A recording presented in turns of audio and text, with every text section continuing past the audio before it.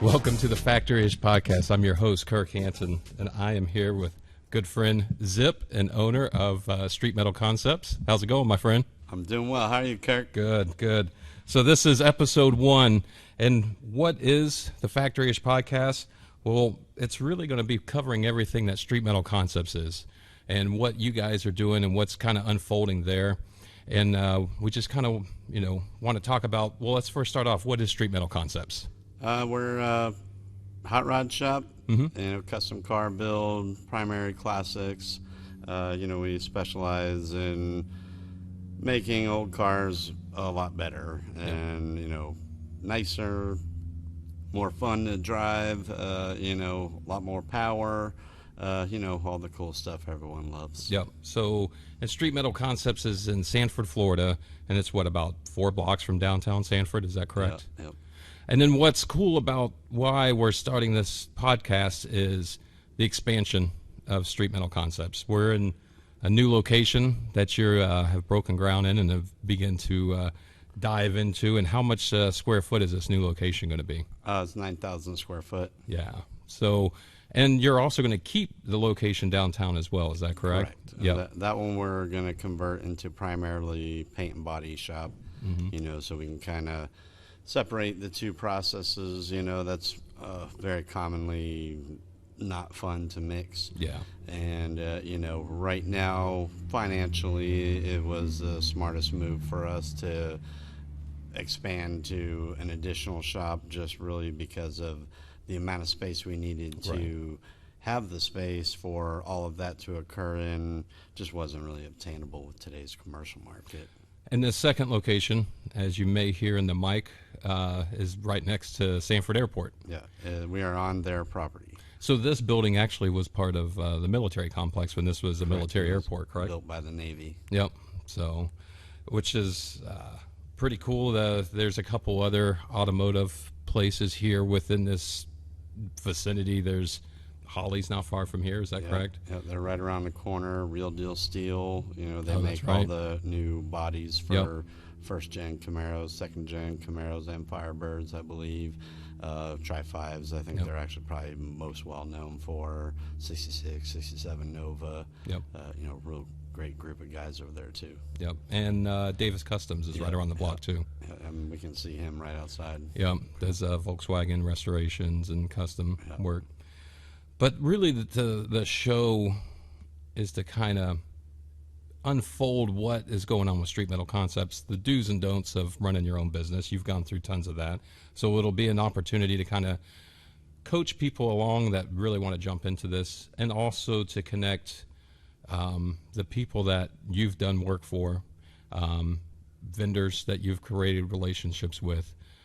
We've always kind of made the joke of car people are good people. And it's just connecting that community of good people together. You've built so many relationships with a lot of cool people. So having your customers on the show, given their experience, their stories, each car has a story.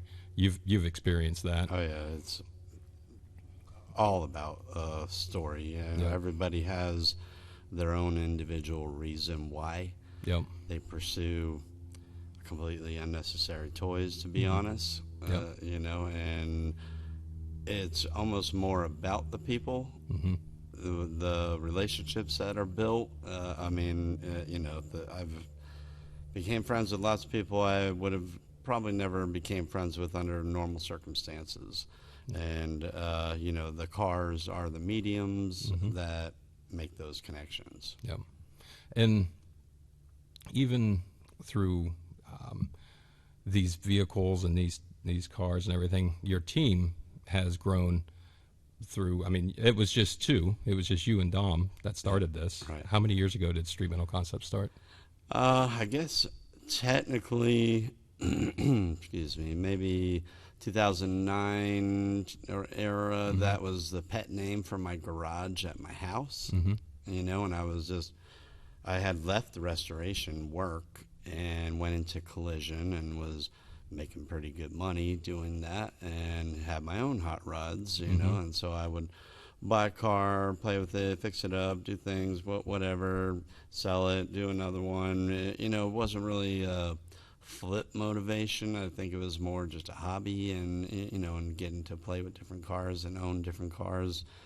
And then I got into doing this Chevelle.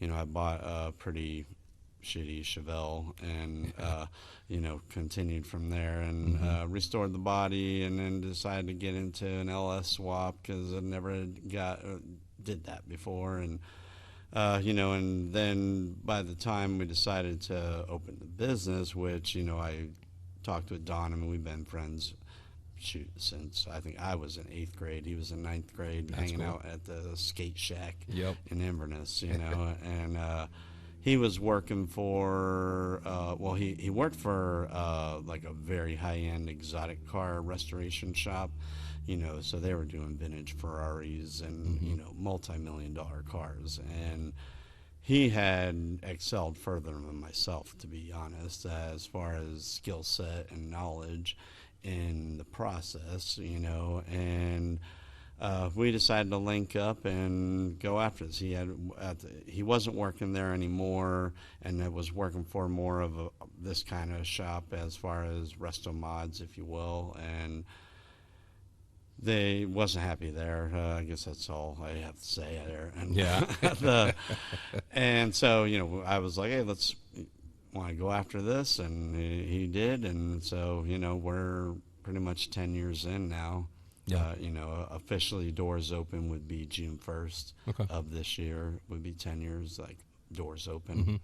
But we had already, pretty much by this time in 2013, we were gearing up already. We were already showing vehicles that we had and telling people we were going to open, and trying to land at least one customer to feel somewhat confident to open the doors based upon. And we did have that person, and by the time we opened those doors, we didn't have that person. And we were like, anybody?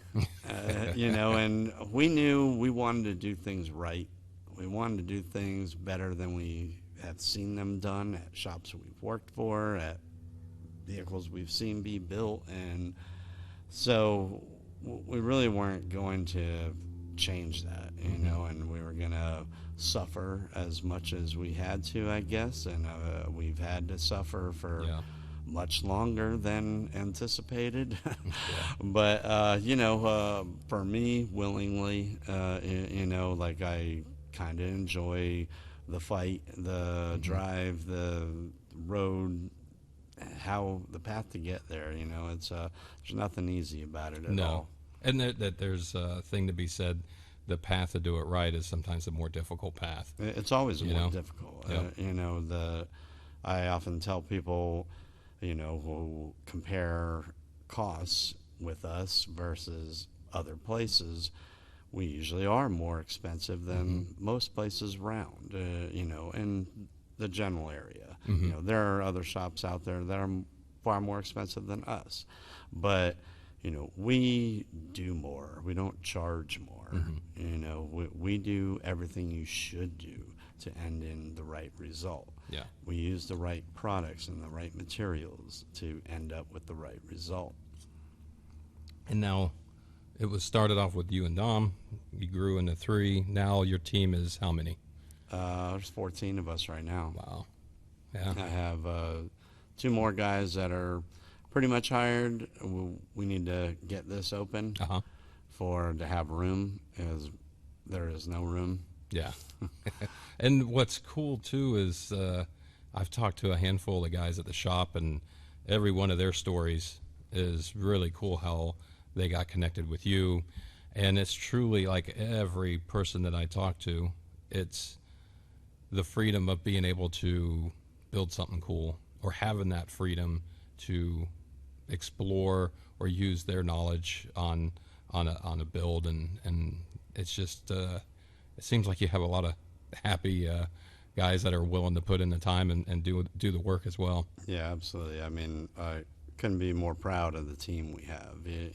I specifically allow the time, whether it pans out in being able to bill for all of it It usually doesn't.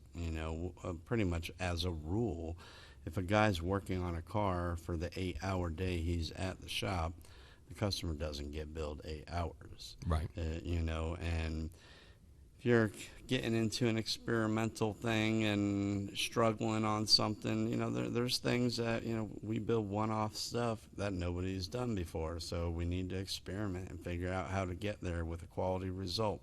Sometimes there's stuff that you went the wrong way and you need to turn around and back up and go again. And, we'll knock off labor for that. And, to me, it's moving forward with a good conscience. Yeah. Yeah. Now, the way that we got to know each other was through Robert Kibbe, who is the owner and started the Muscle Car Place Network. And now we're also on the Muscle Car Place Network with this show as well. But tell the story on how did you get connected with Robert? Well, this was 2013. It wasn't very long after we had opened. I think we were hungry for work, and a buddy of ours, Danny. Well, this is before Danny. Oh, okay. A buddy of ours, Charlie. He had this Dodge crew cab truck that his girlfriend wrecked. Yep. And he wanted to do some cool Baja theme and a matte paint job with some graphics and stuff. And so he basically, here, work on this, and there's something to keep you alive, And so we were working on that, and then I got the call from Danny. And he's like, hey, I got a buddy that he's got a car that's all the metal work's done. He just needs the body and paint, but the car's got to get the SEMA, and it doesn't really have the budget that should be there, but, it's available. And my first thought was, no way. I can't get involved in something like this right out of the gate. But I wanted to hear it out, and then I spoke with Rob, and we discussed the project, and and it sounded definitely much bigger than the budget would allow for, but here's a car that was definitely going to SEMA, and was going to be on display there. Granted, this was July when we were having this conversation, and the car needed to be there on October. display at the end of October Yeah. in SEMA. So he sent me pictures. It was in pretty rough metal, but supposedly all the restoration was done, and we just needed to bodywork and paint it. And I figured, maybe we could bump this budget up a little bit, and maybe we could do this. Don and I discussed it and decided to commit to it. And, so I think it was August, probably, was it end of July or beginning of August? I can't remember when the car landed. And it had some more new metal stuff done on it than had even been in the pictures, and it was a lot of work. Yeah. And I got a lot of friends that do car work around the area, and so I had a meeting and called up buddies and brought them in and was like, look, we're going to need help on this. It's going to take a lot of manpower to be able to get through this in enough time and end in a quality result. And so I had friends that were working at other shops, and after work they'd clock out and they'd come in and they'd clock in at my shop and where would help out. I had some that would help out for free. Yeah. And then that's when you came down and we were in that project. I think you had brought some parts. Yeah, I was working at National Parts Depot at the time. Yep. So, and we were National Parts Depot still sponsors the Muscle Car Place to this day. But I had arranged to sponsor his show, so we were running parts. And then actually I came down to visit, remember LaMotta? Yeah. His shop was just around the block from you. And then I was swinging by, dropping off parts, and then saw what you guys were tearing into. The Baja truck was there at the time, and that was cool. And shortly after that, I think you built the Red Chevelle, too. That one had... That was... probably a year after we. Yeah, I remember seeing we were long done with Rob's car. Yeah. When we got into that Chevelle. Yeah, well then I guess it would have been. I saw photos of the first Chevelle you did with the RSSS right, grill in it. That's what it was. And I was just like, this is pretty cool stuff. And then that was also, so that's how we were able to get connected. And I've kept relationships with Robert even after leaving at National Parts Depot, and then that's what's kind of brought us to this opportunity to do a podcast and utilize the network that he's established as well. And now it's been I think I've known Robert, it's got to be over 10 years now. Yeah, probably about close to 10 years, because I think I was at NPD 5 years when I started doing the marketing for them and brought him on board as one of our online advertisers as an avenue to do that. So, oh wow, right. Yeah. So yeah, definitely more. It was, I mean, really July. Yeah. Will be when I met Rob. Okay. Yep. You know, and shortly after you. Yep. And then that year at SEMA, which booth was that in? Ron Francis Wiring. That's who it was. Yeah. Yeah. And it showed well. It got a lot of good attention. Yep. You know, it's kind of funny diving into these things. We always, you know, shows, and now we got to be a part of this show because it'll draw up more business and this, that, and the other. But it did establish Street Metal Concepts and the level of work, you know, that because that was a cover car for Super Chevy. Yep. And I got top pick of top cars of SEMA for popular hot rodding. Yeah. You know, it was really Jeff Allison's build. Mm-hmm. You know, we were the paint and body guys for it. You know, but the Rob also knew the situation, what we were donating, mm-hmm. and you know, and he ponied up with exposure. That, you know, and that was really why the negotiation worked out. It was, we do have some exposure that we can't get otherwise. We need to build a car and bring it to SEMA ourselves. Mm-hmm. And we didn't have the money to do that. Yeah. You know, and so playing a role in that car, you know, it wasn't like we got all the accolades for that car, but it really didn't matter. You know, we got the relationship, we got the exposure. You know, Don and I were walking around SEMA like we were at Disneyland, and and we're in Low Car's booth. Goolsby Customs had a Camaro that they did for Low Car on display there, and so we're checking it out. You know, like really the style we like, and you know, really high quality build, and this guy's like, "Hey, you're Don and Zip from Straight Metal Concepts," and we're like, "What?" And he's like, "Yeah, I'm the owner of Low Car," and we're like, wow. "What?" And he's like, "Oh, listen to you on Rob Kibbe's podcast." That's cool.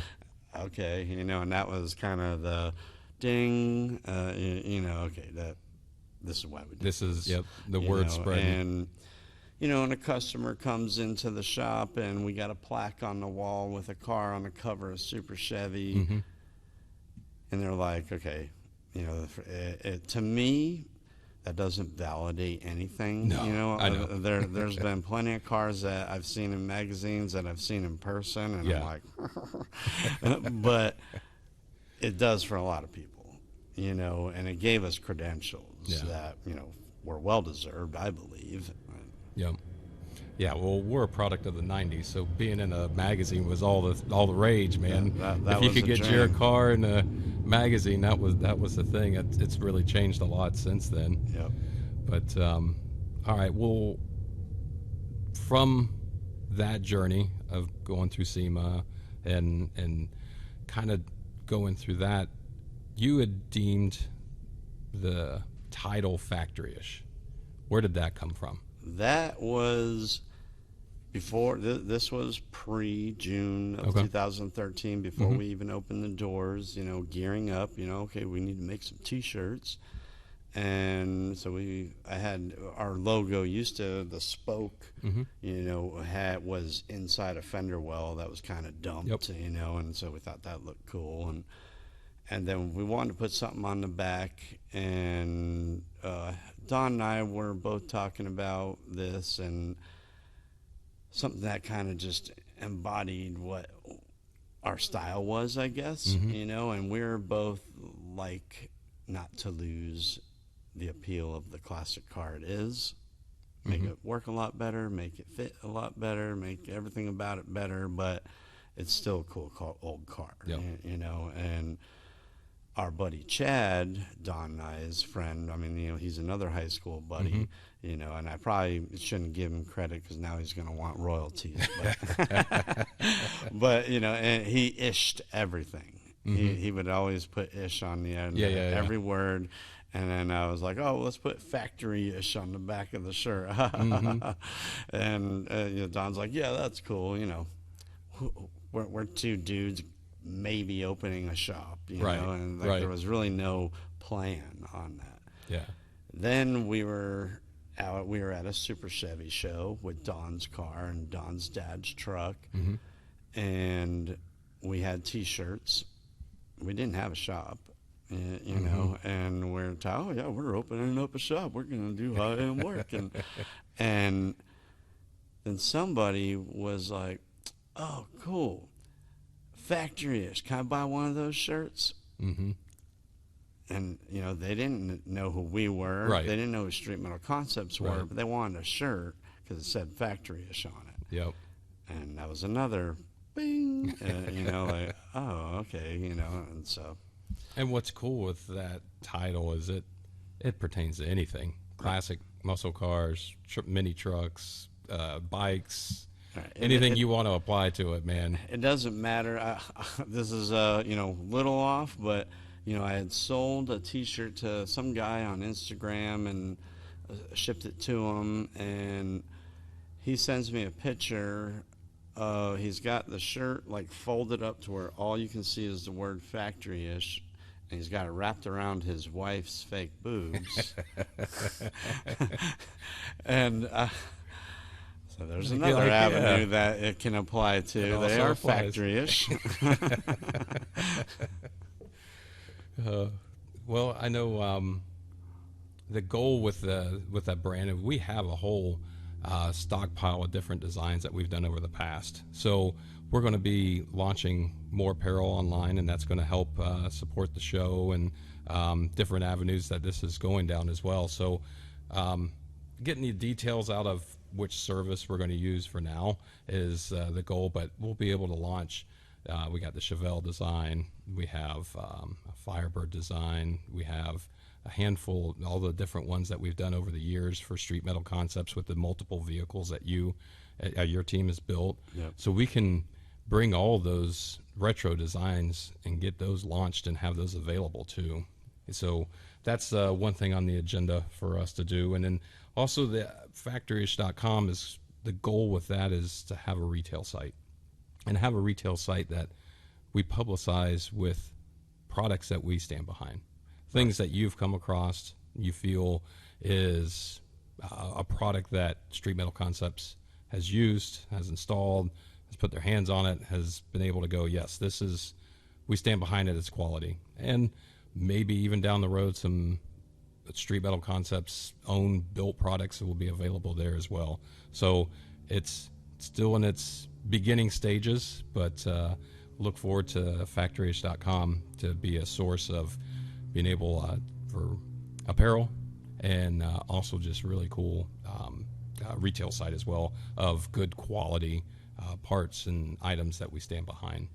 Yeah, I mean, over the years I've, you know, put a lot of different parts on a lot of different cars and have hunted and researched and called the manufacturers that made the parts, and you know, there's so many things that I had never had my hands on before, and now I have a customer's car in my shop and I need to put a part on it, and I need to feel confident that this is going to work and I'm not going to get screwed, because in the end I put it on the car, I have to stand behind it.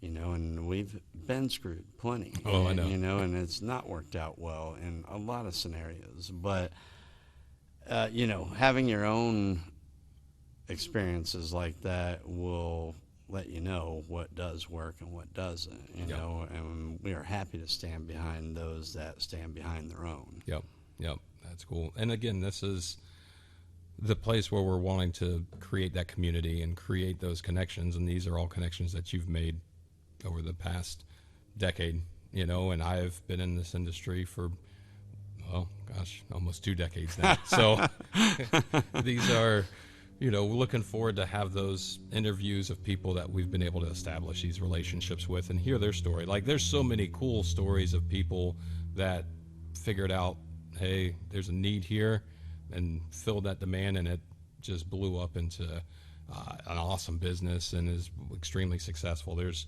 just story after story of that, and be able to feature those here is another goal of ours as well. But back to Street Metal Concepts. So right now, how many vehicles or builds are you guys diving into right now? Right now we have 3 major builds that are in the shop. One is, well, actually 2 are almost complete. They're very close. They're always a lot of stuff at the end, and shakedowns and figuring stuff out. And but they're very close. They're both kind of neck and neck, and they're both 69 Camaros, and both have their own complete different look and feel and everything. But by all rights, both really badass machines. Yeah. And then we have the Hot Wheels tribute truck that is just a insane level of creative one-off stuff, and pretty interesting build.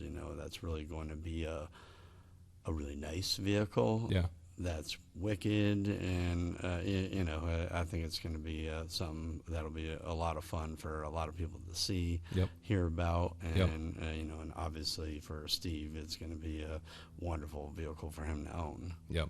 Yeah, that's awesome. And now I was just at the shop today, and there's probably at least a dozen vehicles in there.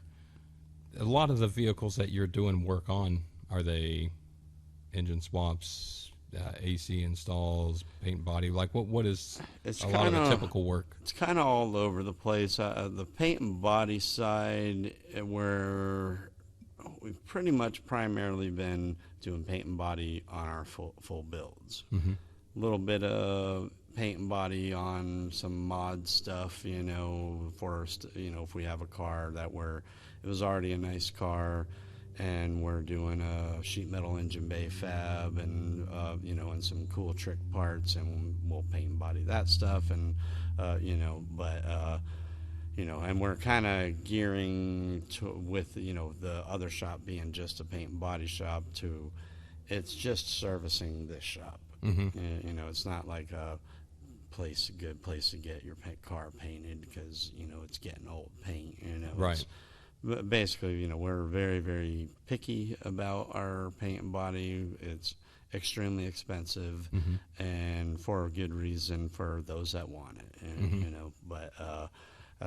we have a lot of projects in there that are, getting around to modifications. Guy, we had 67 Chevelle, bought a really nice car, had a really well-built 427 in it. Not that well tuned, and transmission is 4-speed, and he couldn't drive the car. Like, the shifter was all over the place, and it didn't have AC, it didn't have power steering. It had I think it was just front brakes, but so he wanted the car to be a little cooler, as well as have a lot of things going for it, and fun to use and enjoyable. So we kind of went through the whole car and did a bunch of cool stuff. We added AC and power steering and accessory drive, and got the motor running super nice. We went through the transmission. Transmission was fine. It was all the shift linkage, and shifts beautifully now. Maintains temperature, steers wonderful, brakes wonderful.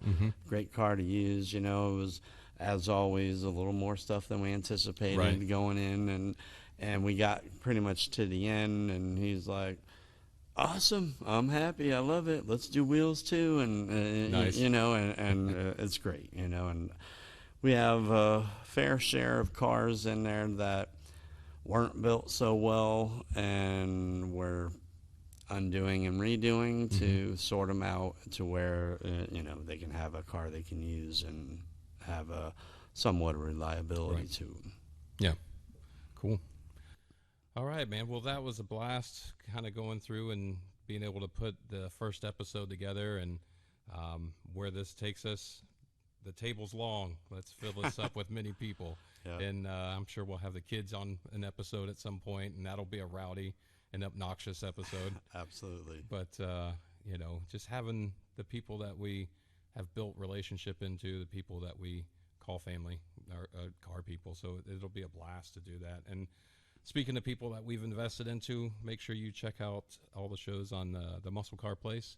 There's the Kibbe and Friends show, which they, on every episode, feature an episode of Dukes of Hazzard and review it, or my movies and everything else. Yeah, it was a blast. And then as well as, the Muscle Car Place is the first show where it kind of was another show that, you know, tells the do's and don'ts within this industry and connecting people. So very similar to the same path that we're going to take this show. But this one, we're putting a different spin on it where it'll be as a podcast through their network, but also on YouTube as well. So doing the video, so that way we can, when we discuss these cars and be able to see the cars and do some beauty shots and things like that, to really display them and again support the shop, the Street Metal Concepts, the best we can.